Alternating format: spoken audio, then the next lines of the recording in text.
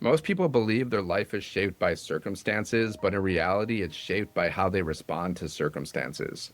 This is the core difference between living as a reactor versus living as a creator. A reactor waits for life to happen and then responds emotionally. A creator decides who they are going to be first and then chooses responses that move in a deliberate direction. Today is about installing creator level thinking so you stop giving your power away to situations, people, moods, and external pressure. Reactive thinking is unconscious, it's automatic, it's driven by old conditioning, emotional memory, and survival wiring. When something unexpected happens, the reactor asks, "Why is this happening to me?" Or, "How do I get through this?" A creator asks, "What is this showing me?" Or, "How do I use this?" One mindset keeps you stuck in loops, the other compounds growth. The goal of today's lesson is to help you recognize when you are reacting and give you the mental framework to shift back into creation mode in real time. Reactivity comes from the nervous system being trained to protect rather than expand. It's why stress narrows thinking. It's why pressure causes people to self-sabotage. It's why emotions feel like they hijack logic. But once you understand this, you stop judging yourself for reacting and instead start training yourself to respond differently. Creators don't eliminate emotion, they master it. They allow emotions to exist without letting emotions dictate decisions. A creator understands one powerful truth. You always get to choose meaning. Meaning creates emotion. Emotion drives action.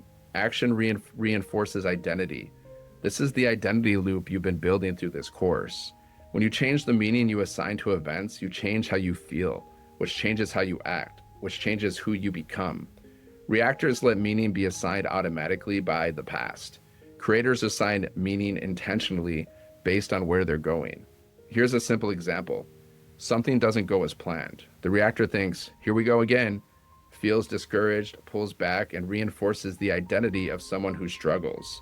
The creator thinks, "This is feedback," stays calm, adjusts, and reinforces the identity of someone who adapts and wins. Same event, completely different internal response, completely different outcome over time. Creator thinking requires a pause. That pause is everything. The pause between stimulus and response is where power lives. When you learn to pause, even briefly, you interrupt old conditioning. You step out of autopilot. You create space for choice. That's why awareness, emotional regulation, self-trust, and identity work all come together here. You can't think like a creator if your identity is still rooted in survival. You can't respond intentionally if your nervous system is always on edge. Another key distinction: reactors are obsessed with control. Creators are focused on direction.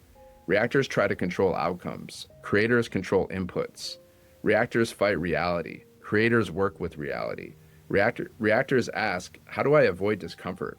Creators ask, "What does this develop in me?" This is not positive thinking, this is strategic thinking. It's understanding leverage. Creator thinking also means taking responsibility without self-blame. Responsibility is power, blame is weight. When you blame yourself emotionally, you shrink. When you take responsibility consciously, you expand. Creators don't say, "It's my fault," they say, "It's my move." That single shift changes everything. Life stops feeling like something happening to you and starts feeling like something moving through you. One of the biggest traps is waiting to feel ready. Reactors wait for motivation. Creators move first and let clarity catch up.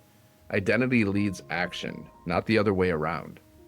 When you operate as a creator, you don't ask, "Do I feel like it?" You ask, "What does the version of me I'm becoming do here?" That question alone will pull you out of old loops instantly. As you move forward, start noticing where you react. Not to judge it, but to study it. What triggers you? What situations compress your thinking? What moments make you rush, freeze, or emotionally spiral? Those moments aren't weaknesses, they're training points. Every trigger is an invitation to upgrade how you think. The goal is not perfection. The goal is consistency. Each time you catch yourself reacting and consciously shift into creation mode, you reinforce a new identity. Over time, creator thinking becomes automatic. Calm replaces chaos. Choice replaces compulsion. Direction replaces drift. This is how people build extraordinary lives without forcing themselves into burnout. Today, you're not just learning a concept, you're stepping into a new way of operating. You are training yourself to respond instead of react, to choose instead of default, to create instead of cope. This is the mindset that separates people who feel stuck from people who feel powerful.